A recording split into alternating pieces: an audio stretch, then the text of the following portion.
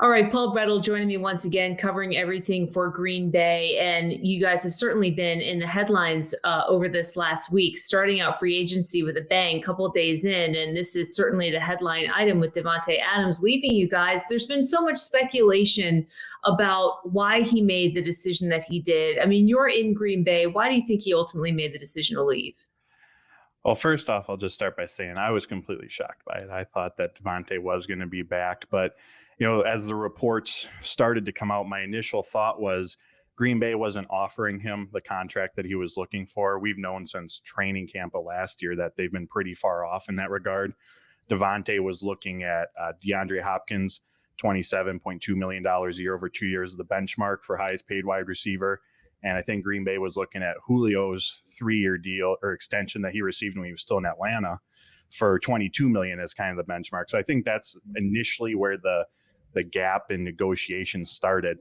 And from there, the Packers just they weren't making that step forward. It seemed like, because all the reports that came out were there weren't any sort of discussions, were progressing even when the season ended. So initially my thought was that the Packers weren't willing to make that leap, or the salary cap got in the way, because as we all know, the Green Bay Packers are very up against the salary cap this offseason, and there took them a lot of moves just to get under the deadline. So that was my initial thought. But then the reports come out that Green Bay had actually matched, and I saw another one that said they even exceeded Oakland's offer a little bit. And part of me thinks that it had taken too long for Davante. Ian Rappaport, NFL Network, even said if this offer was made by Green Bay even 7 months ago, 8 months ago, things could have ended differently. Davante might have just made his mind up that, you waited till the last minute to see what an offer was and then decided to try to match it. And by that point, he may have just been kind of fed up with the entire process. But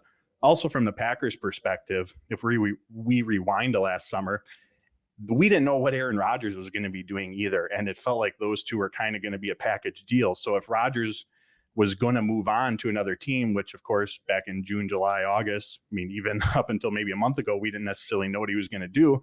It makes it very, very hard at that point to then offer a massive contract to Davante, not knowing what your star quarterback's going to be doing. So there were just so many moving parts with all of this.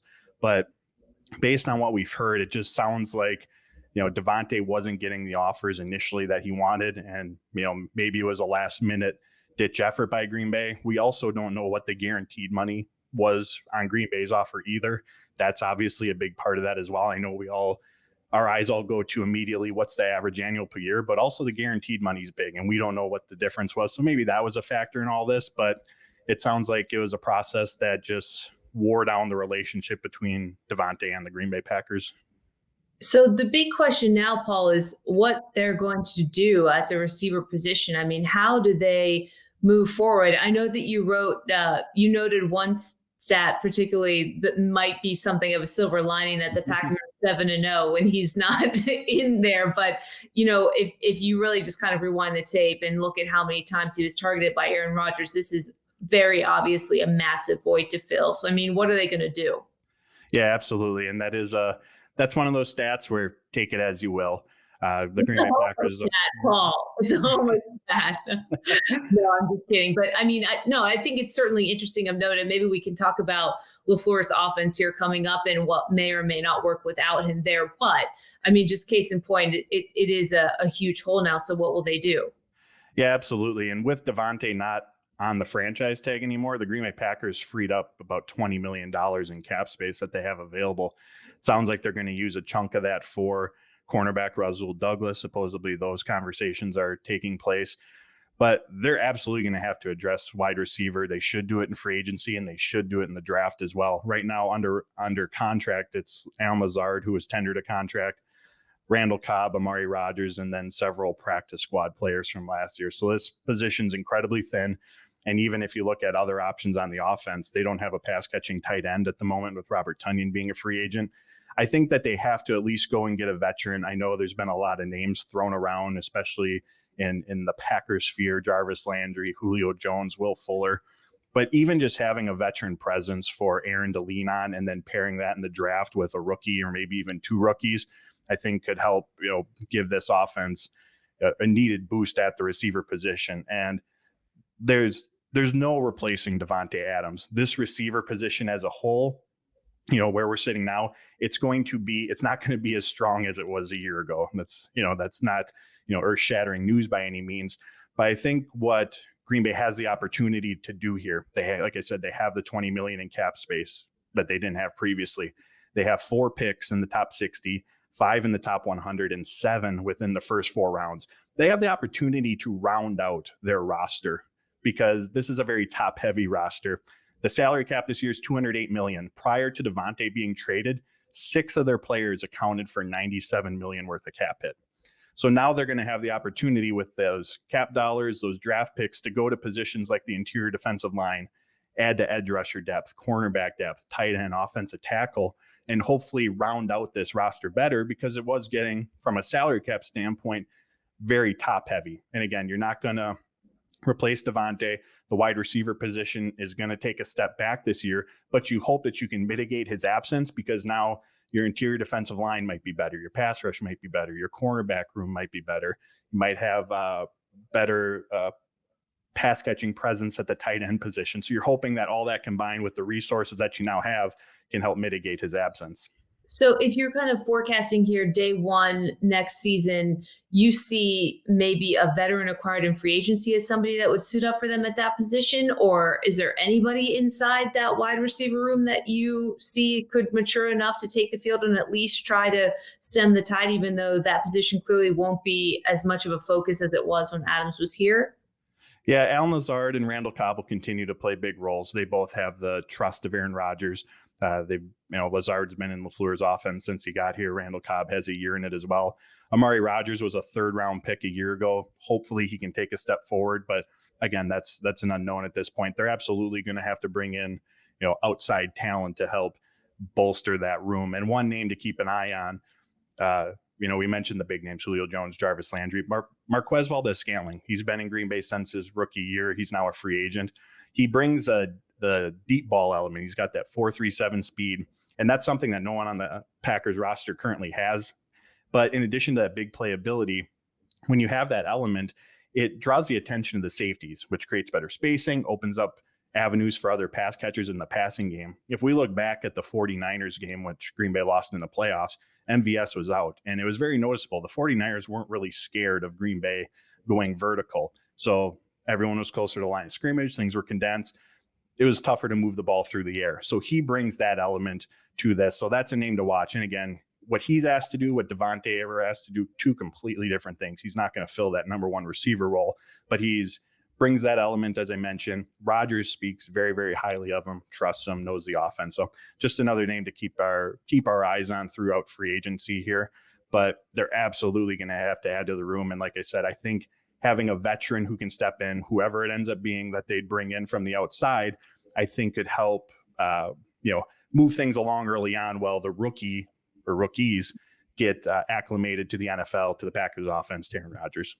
You also wrote that this might be an opportunity for them to switch things up schematically, offensively. Do you see them leaning on the run game more than they have in the past? I mean, is this going to be a different version of LaFleur's offense that we maybe haven't seen? And maybe, as you pointed to, give them an opportunity to do some things that, he's been looking to do offensively, but hasn't done because they've had such a powerful weapon at the receiver position. Yeah, I think at its core, what it's designed to do, it's going to be the same. It's still going to be LaFleur's offense, but I think at this point, something that we can look ahead for is just the ball being passed or spread around more to the other receivers, other pass catching options. Because Davante, he was getting 8, 9, 10 looks or receptions a game, oftentimes more targets than that. So where are those passes going to go? And again, there's no replacing him, but the defense now, especially you still have Aaron Rodgers under center. If they're not sure where the ball's going to be going, none of those receivers are Davante Adams, but that's a new element that they're going to have to account for. In addition to that, you want to lean on your star players. And right now your star players is your backfield. The Packers have, I think, what many would consider one of, or if not the best running back doing football with A.J. Dillon and Aaron Jones. So leaning on the run game more heavily, getting those 2 involved in the passing game as well. So those are 2 changes or differences from the previous years to this year that we might see. Also leaning on the defensive side. The offense has gone under some changes here, but the defense, especially if they can bring Rasul Douglas back, it's largely going to be the same as it was last season. And we saw against the 49ers in the playoff game, they played very, very well, and they were improved last season overall from what they had been in previous years. So this might be more of a lean on the defense, but ultimately at the end of the day, you still have Aaron Rodgers. Your expectation is that you're going to put up points, but just maybe done in a little different fashion with spreading the ball around, leaning on the run game more.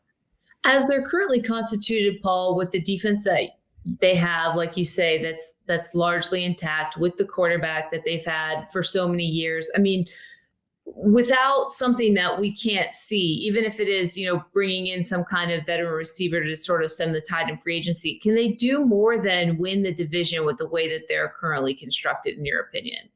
I do believe so, because that defensive unit, I think, is going to be really strong. You still have Aaron Rodgers at quarterback, and they have to absolutely bolster the receiver room. But let's look at like the 49ers. The 49ers have knocked the Packers out of the playoffs 2 of the last 3 years. They have a terrific weapon in Deebo Samuel, but as a whole, it's not as if that's a super, super stout wide receiver room with high-end names, top-end names. That Shanahan offense, that Matt LaFleur offense, it's designed to get pass catchers in space, get the ball out quickly, and then let them make plays with the ball in their hands. So I have confidence in LaFleur's system, not to say that there aren't going to be bumps on the road or that it's going to be easy by any means, but I have confidence in just the system and that in itself that they can come up with a way to still be effective even without Davante.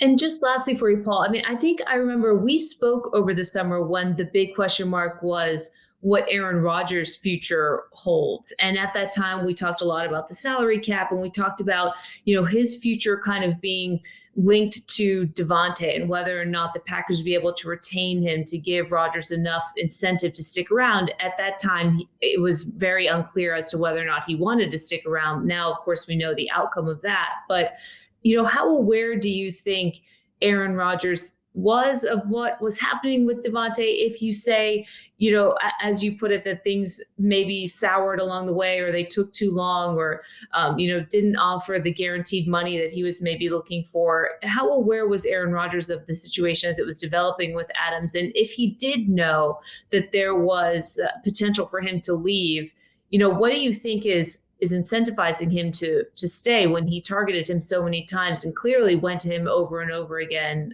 to try to attempt to win another Super Bowl, which is obviously the point of the whole thing for a veteran quarterback?